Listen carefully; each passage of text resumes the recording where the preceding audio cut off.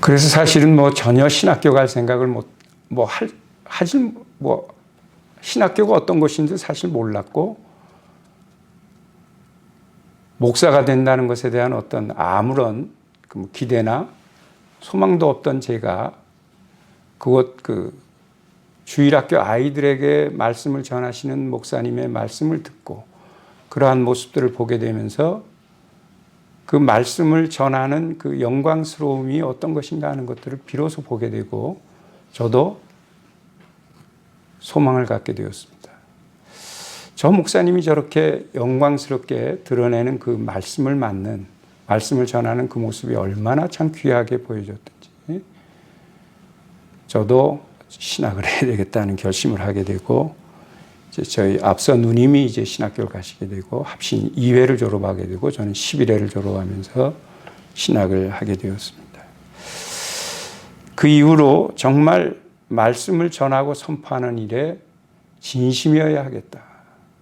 그 영광스러운 하나님의 말씀을 드러내고 나타나는 일에 내 온 힘을 다해야 되겠다 하는 생각에서 정말 조금도 물러섬 없이 그러한 일들을 했습니다.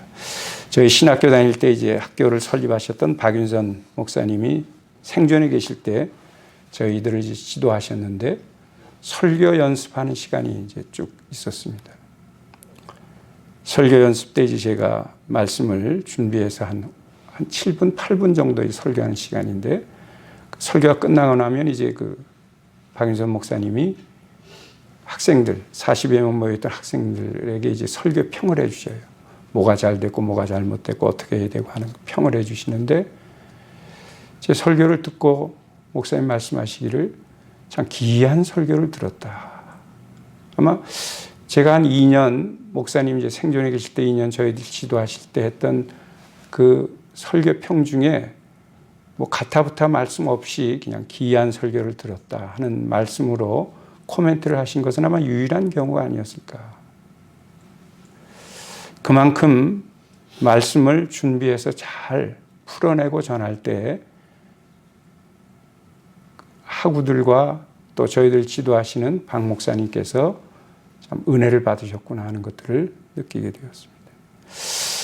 아마 그런 하나님의 말씀이 주는 힘, 그것이 아마 에셀나무 교회를 붙드는 힘이 아닐까 생각을 참 지울 수가 없습니다. 더욱 힘을 내셔서 조금만 더 아무튼 좀 견디시면 하나님이 하시는 또 새로운 일들이 있지 않을까.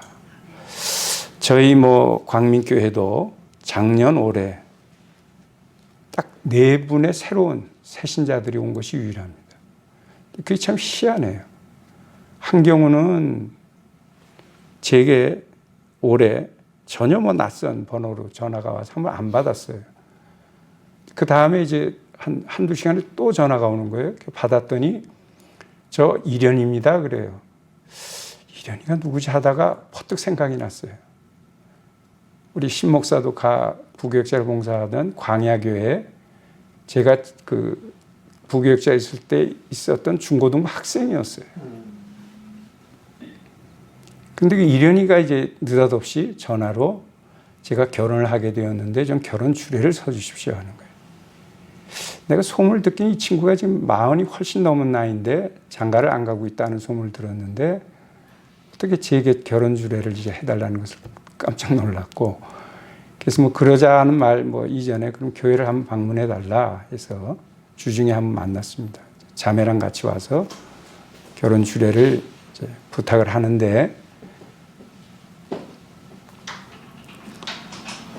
전 목사한테 좀 전화를 해보라 그러세요.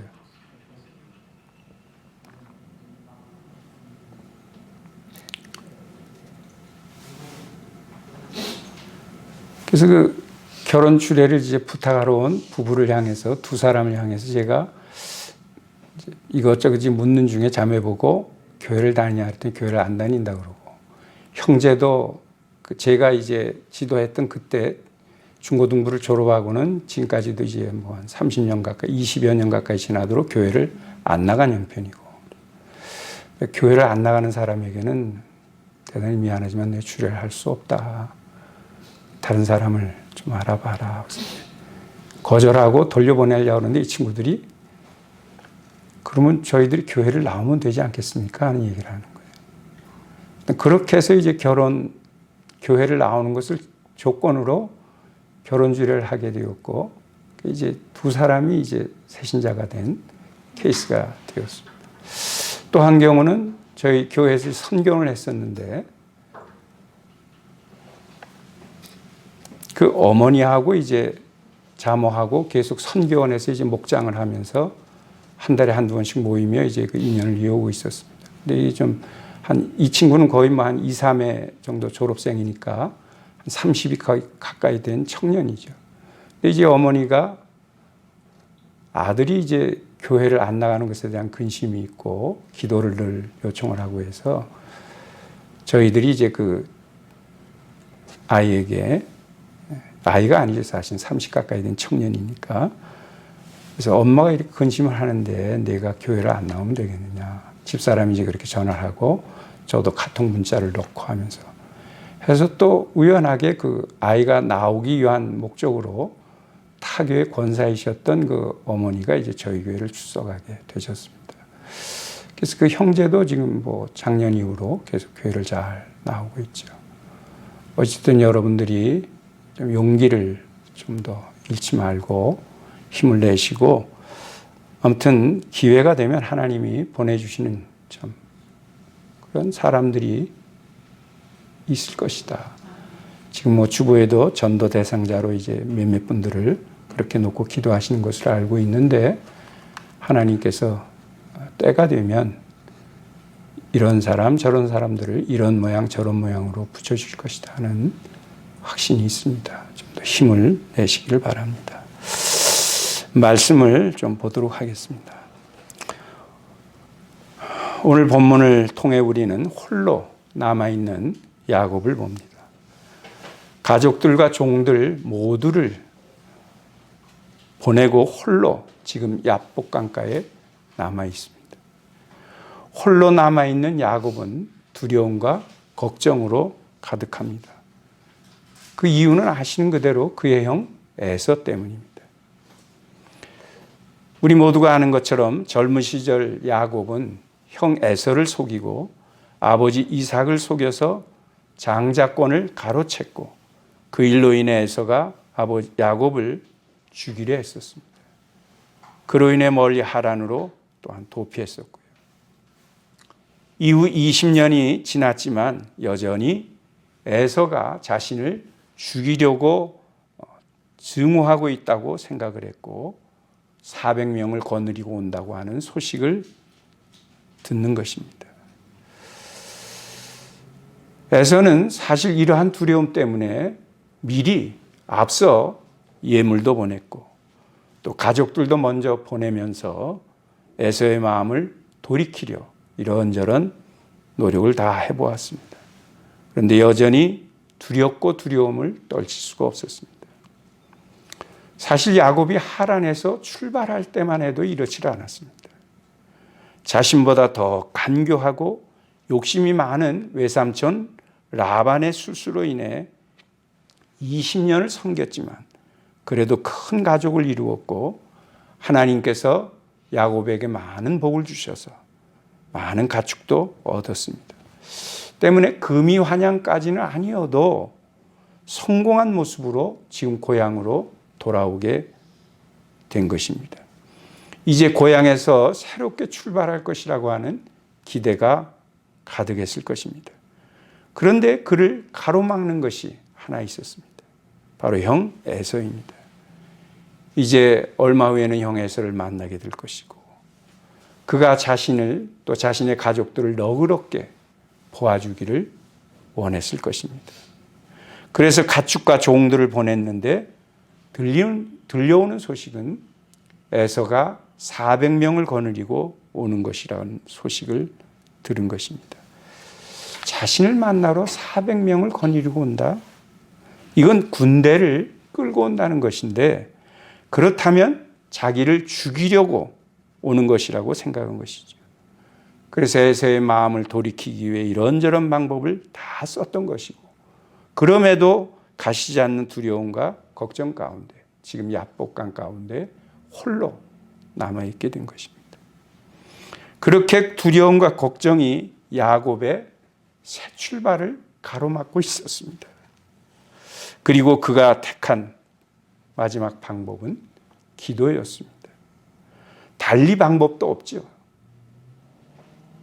믿는 사람에게 있어서 기도는 최고의 선택이기 때문에 야곱도 기도를 선택했습니다. 부족함이 많지만 야곱 역시 하나님을 믿는 사람이었으니까요. 그런데 그렇게 기도하고 있는 중에 갑자기 어떤 사람이 그를 공격했고, 어두운 밤이었기 때문에 누군지도 알지 못한 씨름할 수밖에 없었습니다. 날이 셀 즈음에 알게 되었는데 자신과 씨름하던 그는 하나님의 사자였습니다. 하나님의 사자를 만난 것, 그것은 곧 하나님을 만난 것과 같습니다. 사실 야곱이 하나님을 만났던 것은 이때가 처음이 아닙니다. 이미 20년 전 젊은 시절에 그는 하나님을 만났었습니다. 그때도 홀로였고 밤이었고 그곳은 베델이었습니다. 형과 아버지를 속여 장자권의 그 축복, 가로챈 대가로 지금 외삼촌이 있는 라반으로 도망가던 중이었습니다. 지은 죄가 있기도 하고 두려운 나머지 마을로 선뜻 들어가지 못하고 베델 들녘에서 지금 홀로 밤을 지새우고 있을 때였습니다. 그때 꿈 가운데 하나님의 사자들이 하늘로 올라가는 층계로 오르락 내리락 하는 것을 보았고 하나님께서 그 위에 사시는 말씀을 들었습니다. 나는 여호와 너희 할아버지 아브라함의 하나님이요 너희 아버지 이삭의 하나님이시라 하는 것이었고, 아브라함과 이삭에게 하셨던 그 약속을 야곱에게도 하십니다. 이때 야곱의 마음에 크게 와닿고 위로가 되는 것, 힘이 되었던 것은 하나님께서 나와 함께 하시겠다는 말씀이었습니다. 하나님이 나와 함께 하셔서 내가 어디로 가든지 나를 지켜주실 것이고 그 약속을 다 이루기까지 나와 함께 하시겠다고 하는 그러한 약속이었습니다. 너무나 감동적이었고 너무나도 감사해서 야곱은 자신이 베개로 삼았던 돌을 가져다가 기둥으로 세우고 그 위에 기름을 붓고 그곳 이름을 베델이라 하나님의 집이라 불렀습니다. 그리고 아시는 그대로 하나님께 3가지 서원도 올렸습니다. 하나님이 약속하신 대로 나와 함께 해주시고 나를 지켜주시면 내가 이러이러한 것을 하겠습니다 하며 마치 하나님께 딜을 하듯 그렇게 서원을 했던 것이죠. 어쨌든 베델에서 이처럼 하나님을 만난 경험은 야곱이 두려움과 걱정을 떨쳐내고 새롭게 출발할 수 있는 계기가 되었습니다. 그리고 20년이 지난 지금 나이 들어서 또다시 홀로 남았고 두려움과 걱정에 사로잡힌 가운데 하나님을 만났습니다. 이번에도 하나님께서 그에게 오신 것이었고 이번에는 꿈이 아니라 실제였습니다. 처음에는 자신을 공격해 오는 사람이 누구인지 몰랐지만 하나님의 천사라는 것을 알게 되었습니다. 하나님의 천사는 야곱과 씨름 중에 야곱의 환도뼈, 허벅지 관절을 쳐서 어긋나게 하셨습니다. 그럼에도 불구하고 야곱은 붙잡고 그 하나님의 천사를 놓지 않습니다. 끝까지 붙잡고 나를 축복해 주기를 구했던 것입니다. 이에 하나님의 천사는 그의 이름을 묻습니다. 제 이름은 야곱입니다. 그러자 하나님의 천사가 너의 이름을 다시는 야곱이라 부르지 않고 이스라엘이라 부를 것이라고 말씀하십니다. 그리고 그를 축복하십니다. 이 일로 인해 야곱은 너무나도 감격하고 감사하여 모든 두려움과 걱정을 떨쳐내고 새롭게 출발할 수 있었습니다. 그리고 그가 그렇게 두려워했던 형 에서와는 아름다운 화해로 끝을 맺습니다. 이렇게 야곱에게는 특별히 두 번의 새로운 출발의 경험이 있었습니다. 두 번 다 홀로 남았고 두려움과 걱정으로 가득했었고, 그런 그에게 하나님께서 찾아오셔서 모든 두려움과 걱정을 떨쳐내고 새롭게 출발할 수 있었습니다.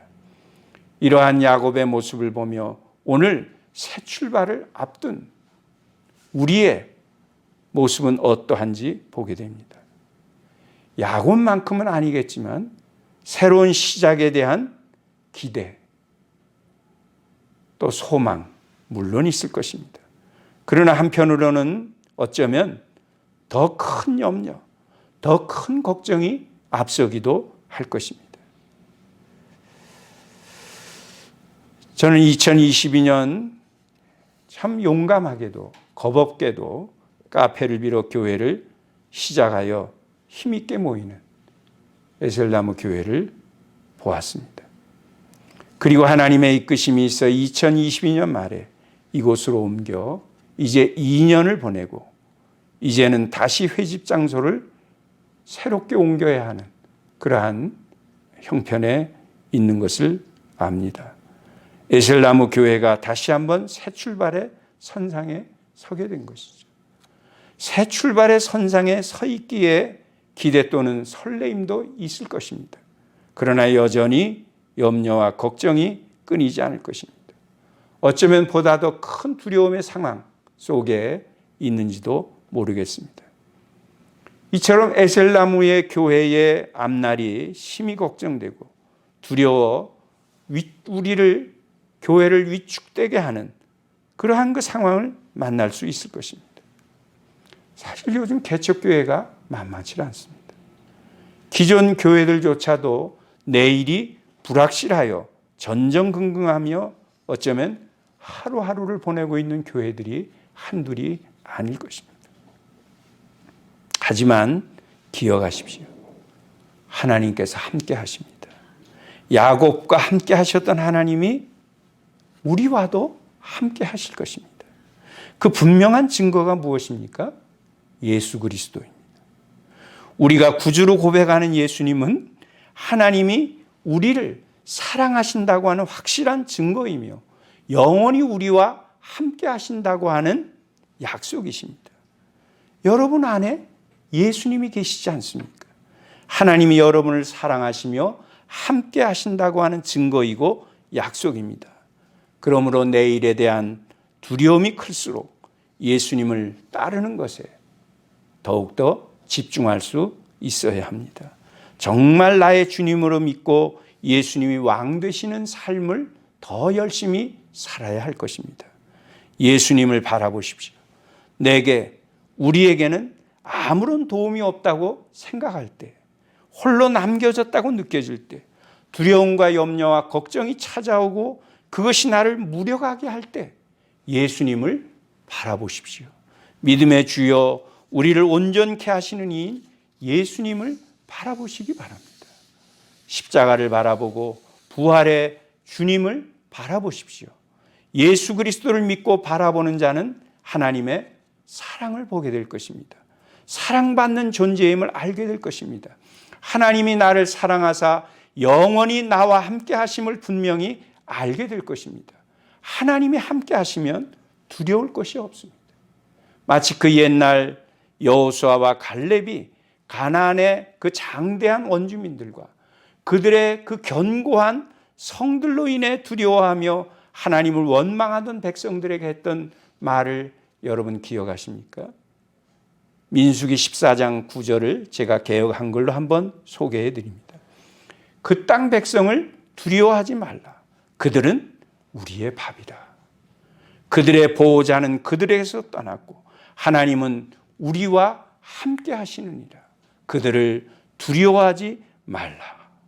사도 바울 역시 이러한 말을 우리에게 전한 바 있습니다. 만일 하나님이 우리를 위하시면 누가 우리를 대적하리요. 그 어떤 것도 우리를 우리 주 예수 그리스도 안에 있는 하나님의 사랑에서 끊을 수 없느니라. 여러분 기억하십시오. 하나님이 함께 하십니다. 그 어떤 것도 하나님의 사랑에서 끊을 수 없습니다. 이것이 바로 예수 그리스도 안에 있는 하나님의 약속이십니다. 그러므로 더욱 예수님을 굳건히 붙들고 예수님 안에 거하며 예수님을 바라보고 믿음과 순종으로 나아가십시오. 여기에는 조건이 있습니다. 단 야곱이 아닌 이스라엘로 나아가야 합니다. 야복강가에서 하나님께서는 야곱의 허벅지 관절을 치셨고 그를 다시는 야곱이라 부르지 않고 이스라엘이라 부를 것이라 말씀하십니다. 사실은 이 둘이 하나로 연결되어 있습니다. 환도뼈를 치신 것은 단지 야곱이 결사코 천사를 붙들고 놓지 않으니 그것을 떼어내기 위해 치신 것이 아닙니다. 환도뼈는 야곱의 자아이고 야곱의 근성이었습니다. 야곱, 그 이름의 뜻이 무엇입니까? 뒤꿈치를 잡는다는 뜻 아니에요? 쌍둥이 동생으로 형 에서의 발목을 잡고 나와서 지어준 이름이기도 하지만 이 야곱은 실제로 그러한 삶을 살았습니다.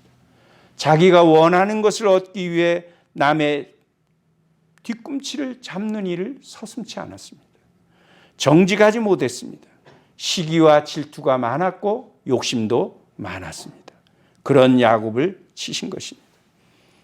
단지 환도뼈를 치신 것이 아니라 야곱의 그러한 자아와 근성, 그러한 인생을 치셨던 것입니다. 그리고 그를 이스라엘이라 하셨습니다. 이스라엘, 대개 하나님과 겨루어 이긴 자라는 의미로 알지만 그런 뜻이 아닙니다. 어찌 사람이 하나님과 겨루어 이길 수 있겠습니까? 실제로 야곱이 이긴 것도 아닙니다. 이스라엘이라는 이름은 하나님이 이기게 하신다.